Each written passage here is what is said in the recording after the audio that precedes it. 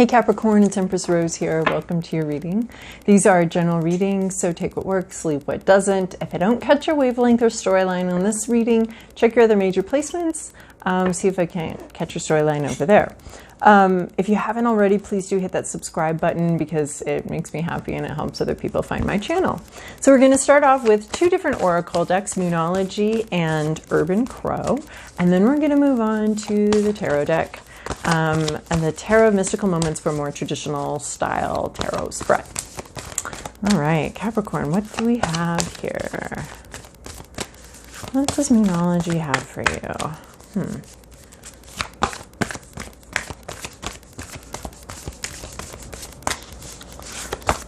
Okay. All right. Nothing. What am I supposed to do with that? Okay, well, we'll put that down. Let's go to the Urban Crow, which is very generous. These cards are smooth. They come out quickly. Oh. Not the card I wanted to see, but oh well. Anything else for Capricorn? You've got to be kidding me. This deck, I never have to shuffle it more than once. Okay. Let's try Moonology one more time. What do we got for Moonology? Anything? No, that feels very solidly nothing. I would be surprised if anything came out right now. Yep. Okay. Wow. Oh, wow. There's I'm probably going to reference the book on these. We have grief. A loss here, acknowledging a loss, recognizing the loss, processing the loss, maybe with community. There's been a loss here. And then we have sacred space. Look, it's the same. This is like the death card. This is like this grieving, this death. But here's this new life in the same space, in the same pose, in the same sacred space here. And maybe this grief is a sacred space. Maybe something will grow from the grief, but right now it's time to grieve. It's time to mourn a loss, mourn something that might have been but never became. Let your community support you through this. Find support that you need to, I mean, there's all sorts of grief. There's grief over the things we didn't do. There's grief over the person that we were, that we used to be, that prevented us from receiving blessings that we actually maybe really wanted and longed for. There's grief over lost relationships, ended relationships. There's grief over, and then there's actual people dying and losing people, in that way from life itself, not just our life. So there's also, obviously there's all sorts of things to grieve and mourn here. So there's some sort of grief process. Allowing this process to do its thing is really important, even though there can be some scary steps in the journey.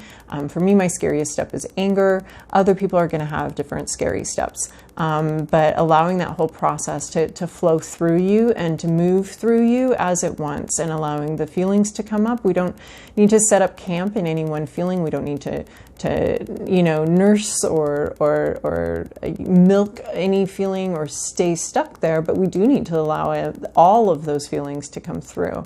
All of the sadness, all of the grief, even the anger, all of that needs to flow. It might sit here for a few days or even a few weeks, but then we allow it to move on and we allow it to flow. This is a sacred space, though, honoring this grief, honoring what's going on here, honoring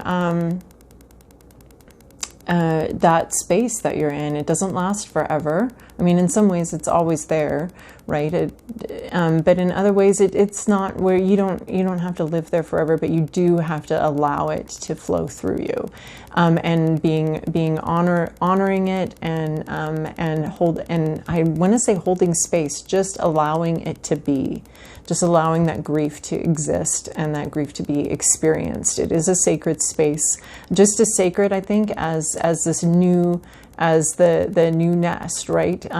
We're celebrating new things. We bring that in. We have celebrations for that. This is like the anti-celebration, but it's allowing that moment, allowing that that funeral to be heavy, to be as heavy as it's going to be, you know, whatever kind of, even if it's just an internal funeral. But there's a grief here. There's sadness, honor it, and it is a sacred space. You will be moving through it, away from it, but it is a sacred space. And this, even within this grief, there's a promise of new life. Even in this sacred space, there's this promise of something new will come, right?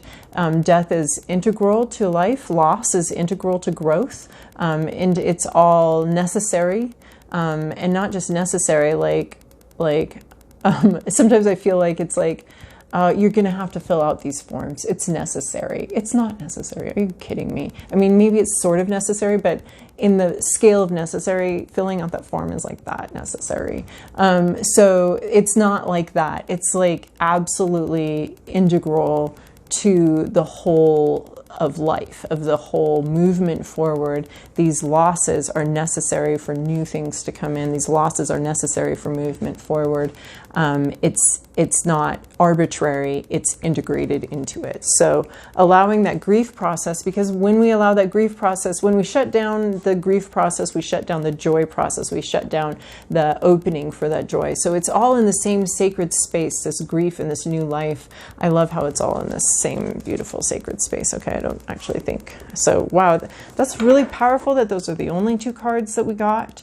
And it just wants to talk about that sacred space of your heart and allowing grief to be there, allowing that to happen. And then that is also allowing for joy, allowing for life, allowing for hope to replace that grief, allowing for hope in the future and in a new life and situation gets to come in and replace this. These two cards together are incredibly beautiful. And the matched postures of the matched circle that they're looking in, the circle of your heart space, a sacred space. You may need to go to a sacred space, something that's special to you, that's to you know, do another round of grief. And grief is there's cycles of it. There's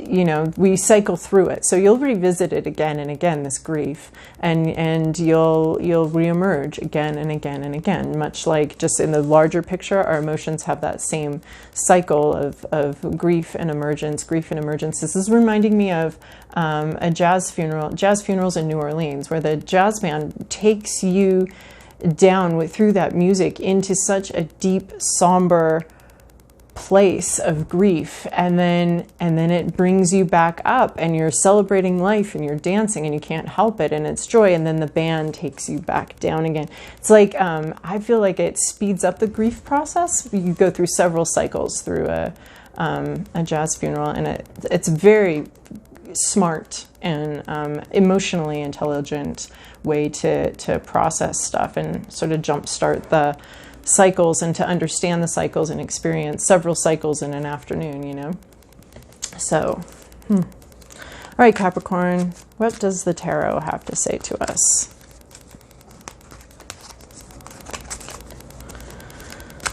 Oh my goodness, what? All right, Capricorn, this is your past, your present, your inner landscape. I cannot believe that. Your to-do list, your possible outcome, your what's at issue, your external landscape, your to-do list, and your possible outcome. Okay. Oh my goodness, yes. This was the card. This is the card, this death card. This is this, the death and the life all in one. This is intense. All right, Capricorn, you have this 5 of Cups here in your recent past. This is what threw me. I was like, you cannot be serious. This is grief. This is a loss. This is the grief process that we've just been talking about. Here we have our nest of things yet to be, of the beautiful life and beautiful feelings sitting here waiting for us, ready for us to turn our attention to it, ready for us to embrace that and go on that, understand that side of this journey of grief. But here we have this grief process, what cannot be, what we've lost, what the losses we've incurred in our life so far. And there's a focus on that. to me, sometimes people read this card as, you know, you're overly focused on everything that's gone wrong, change your focus. And to me, it's just the grief process. Just letting these buttercups go, just watching them go. It's part of the flow of life, you know, and she's like, you know, knee deep in this flow, in this river of life. And she's she's watching these things pass, these things go, these lost opportunities, these missed, these people that they're never going to see again, or these misses, these people that you'll miss, or these experiences that weren't good, or this person you used to be that prevented good things from coming to you. You know, grieving that loss and those past things. So this is what you've been dealing with, is a grief process. It's a normal process. I say focus on these. These are flowing. They're flowing by. They'll be. You won't be able to see them at some point, right? There's a flow here. There's a flow in this flooded plain here. But there is like a flood of emotion, a flood of loss. You have been focused on loss, seeing it, acknowledging it. It's an important psychological process, not to be skipped over, not to be, I mean, you can't camp out on this. There's flow here. You can't camp out here. You can't build a house on loss and grief, because, I mean, you could, but this picture just depicts the flow. It's water under the bridge. Things have been lost, and it's flowing. There's meant to be loss here. There must be loss here in these lives. We can't, it's not possible to go through a life without loss. And so, you know, we deal with those losses. We acknowledge them. We look at them. We take a hard look at what we've lost. And then in your current situation, though, you have 9 of Pentacles. This is maybe in this grief process, you've been very successful. You've achieved something. You've accomplished something. And right now you're really experiencing that sense of accomplishment. I have achieved something. I have achieved what I set out to achieve. This is our entrepreneur, very successful, enjoying the fruits of her labors. This is such a triumphant card, which is really interesting because it kind of looks like, okay, you have been through this grief process, and now you're in one of those up moments, celebrating life. The band has brought you up again, and you're celebrating life, celebrating the accomplishments, celebrating everything you've accomplished, celebrating everything you've been able to accomplish despite having these griefs and these sorrows. You have accomplished a lot, and you're really enjoying the fruits of your labors. And there is a sense of, I can do this, I can handle this, a confidence in yourself and your ability. The 9 of Pentacles is, I love the depictions of her as a vintner tending to her vines, because it references a long, slow process, and being in this up energy in this long, slow process, right? So it references, you know, partway through having accomplished the harvest, but there's still the crushing of the grapes, and you know, we've grown the vines for 2 decades. We've harvested a lot here, and now there's this whole other process of fermenting and letting go. So this is an up moment, an upbeat moment in a longer process, and a moment of celebration, celebrating how far you've come, celebrating the fruits of your labors, celebrating successes. So, and acknowledging successes and feeling very secure in these successes, and understanding how much work you have put in to get here. And then what's in your inner landscape is strength. Your hopes, your fears. You may be afraid that you don't have the strength to keep going. I mean, do you think you have to be up like this all of the time? No, this is part of a cycle. But this is patience, seeing that you need patience and not sure that you have it. You're thinking a lot about patience and inner strength and endurance, and being able to endure something, being able to withstand some kind of pressure, possibly even this grief, but being able to withstand something, the pressures of life, the ups and the downs, this is such an interesting reading for Capricorn, who is so, in my experience, task list oriented, and this is like really in the feels. And maybe now you're having a task oriented moment, but the feels have been around here. There's a lot of depth of feeling here in this reading.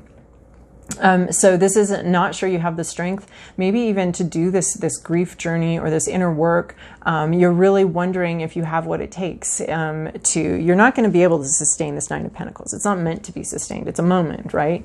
So don't worry about not being able to sustain this up success, because it's a moment in a flow, in a much larger flow of our life. So, but you're worried about this. You're thinking about endurance, patience, having the inner strength to be able to keep going on, to be able to keep dealing with stuff, to be able to keep handling what keeps coming at you, maybe even be able to handle this grief. You're not sure that you do have the strength or the patience to deal with it.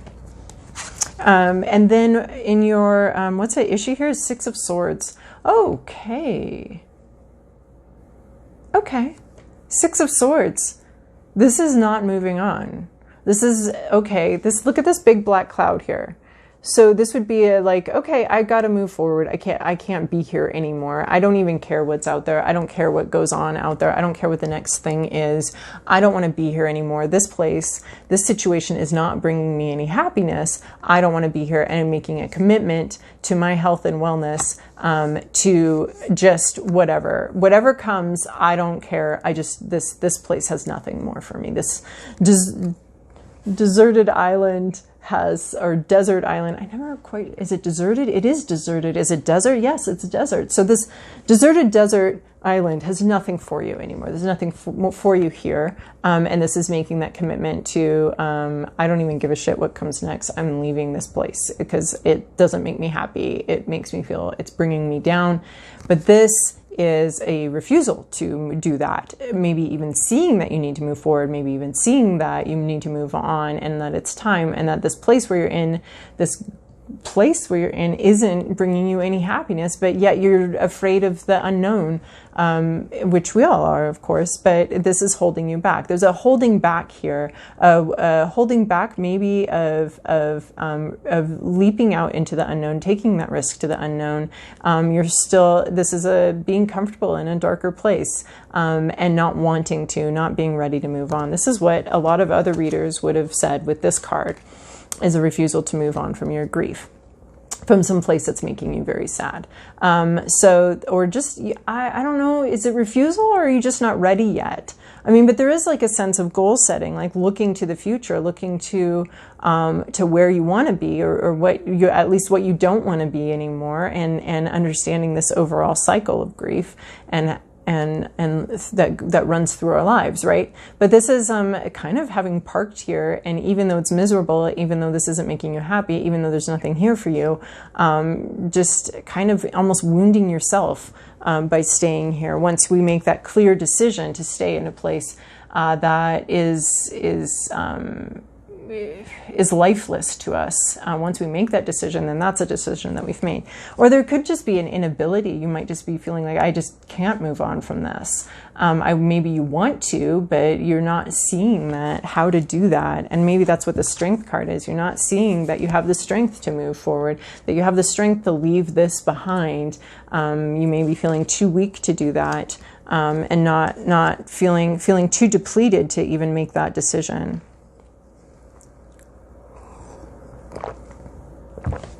In your environment, you have Two of Wands. I like this. I like this for this reading. You see something that you want. You see something that calls to you. This moon is calling to you. Your intuition is very clear here. But what you don't see is how you're going to get from here to here. So the Two of Wands would be planning, scheduling, all of these Capricornish activities, at least in my mind, they're Capricornish activities. Of planning, organizing. There may be something in your environment that's being planned, that's being organized. There's a goal here. There's some place you want to go. And then there's okay, if I want to go there, how do I get from here to there? How do I move? How do I make that movement? And trying to figure that out. So there's a calculation and trying to figure something out. So in your environment, there could be someone trying to figure something out. There could be, a lot of especially if we're doing this farming thing or this career-y thing or this accomplishment thing, where there's something that maybe is distracting you and allowing you to focus on something else, the nuts and the bolts, the details of something, the details of this success, the details of this this activity, this more 3D activity and less in our feelings activity. So there's something here you're trying to accomplish, you're trying to achieve, and you're in this, you really want to go towards this thing, and so there might be a lot of busy activity around you, a lot of planning and scheduling, and I always see this as a bit of a spreadsheet or a flow chart or something like, how are we going to get from here to here? Well, first we have to do this, we have to do that. It's a nice distraction, even though there's a lot of grief present here. There's something that's very distracting. And you're headed towards something that you want, and there's just a lot of nuts and bolts, dreaming, visioning, figuring out how this is going to happen, how you accomplish this. Your to-do list is this 5 of Swords. This is making hard, tough decisions for yourself, for your for your health, for your well-being. This is maybe you end up hurting somebody else in this decision. The 5 of Swords is between a rock and a hard place. It's telling you there's not a good choice here. We didn't get win-win outcome. This is not a win-win outcome. This is like a lot of just really difficult choices. This card, when it shows up in your to-do list, look for an opening, or you're going to have to choose you. And you may feel like ashamed of this choice and this decision. You may feel it, but you need to know it's just a difficult choice. You're between a rock and a hard place. There's not a lot of clarity here. You're not getting the Sun card. You're not getting this beautiful clarity. There's a lot of cards here that would make this whole situation a lot easier, and you're not getting them. You're between a rock and a hard place, and you have to make some really difficult decisions, really difficult choices. This card, in my mind, reminds me that at some point, we do have to choose ourselves, even though how we do that might end up feeling not that great, not that good to, I was kind of the jerk there, but I didn't really know what else to do, and I needed to follow my heart and live my life and do what I felt was right. So this, to me, is a card of really difficult choices. You have been hesitant to make any kind of difficult choice here, any kind of decision at all. You don't know if you have the strength to do this, but this is making that difficult choice, making the right choice, even though it might hurt somebody else, but still trying to do the right thing, even though it might hurt someone, and even though you might feel, you might regret making the decision or facing that regret. I think you're looking at, there's a lot of regrets already here, right?